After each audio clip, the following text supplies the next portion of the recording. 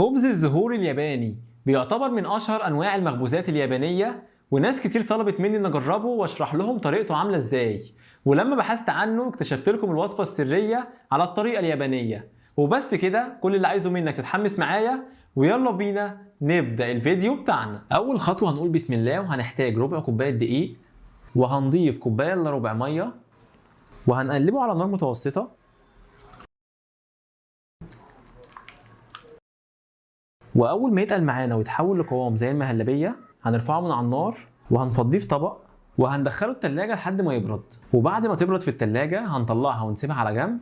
وهنحتاج 4 كوبايات ونص من الدقيق، 3 معالق كبار سكر، نص معلقه كبيره ملح، كيس خميره، معلقتين حليب بودره.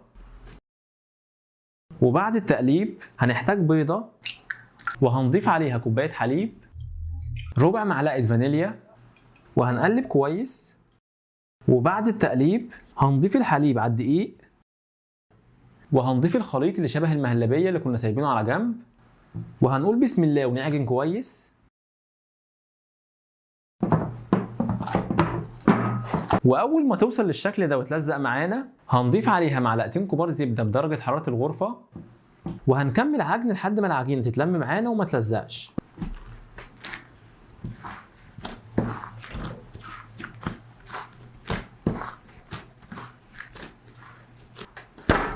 وزي ما انتم ملاحظين العجينه اتلمت معانا بالشكل ده. ودلوقتي هنحطها في طبق وهنغطيها وهنسيبها تتخمر لمده ساعه. وبعد مرور 60 دقيقه هننزل العجينه على الرخامه،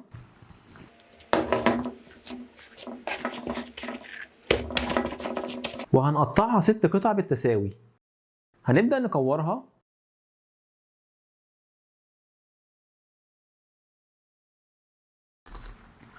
وبعد ما نكور العجينه هنغطيها وهنسيبها تتخمر لمدة 15 دقيقة. وبعد ما ريحنا العجينة لمدة 15 دقيقة هناخد قطعة من العجينة وهنفردها بالشكل ده، وهنكمل فرد بمفردة العجين. وبعد ما فردنا العجينة هنشيلها كده بكل سهولة ونقلبها كده، وهنضغط على العجينة من الجزء ده، وبكل سهولة هنلفها كده. وأول ما تتحول معانا للشكل ده هبدأ أبرمها كده. وبعد ما لفينا العجينه بشكل طولي هنيجي من النص ونحط 3 اصابع ونلفها كده بالشكل ده اكننا بنربط، وهنطلعها كده من تحت، وهناخد الجزء الثاني ندخله من فوق بالشكل ده، وهناخد الزيادات نلفها من تحت كده بالشكل ده. وهو ده كده الشكل النهائي. وطبعا انت ممكن تعملها على اي شكل انت عايزه. وهنجيب الصينيه او القالب وهندهنه زبده او سمنه، وهنحط العجينه بالشكل ده، وهنغطي العجينه لحد ما نخلص باقي الكميه علشان ما تنشفش. وهنكمل باقي الكميه بنفس الطريقه، وزي ما قلت لكم ممكن تعملوا اي شكل انتوا عايزينه.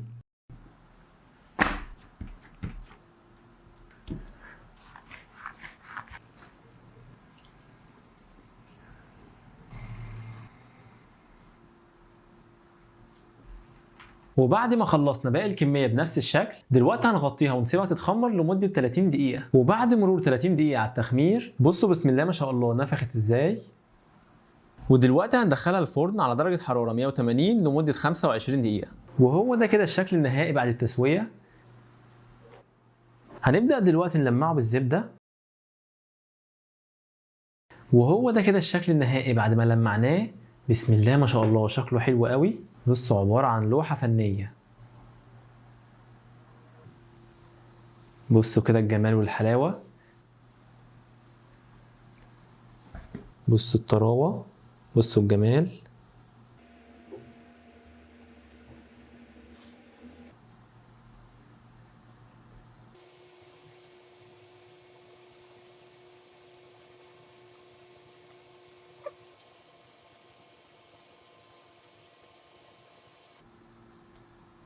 وكده نكون عملنا الخبز الياباني بأنجح طريقة ممكن تعملها في البيت. بسم الله.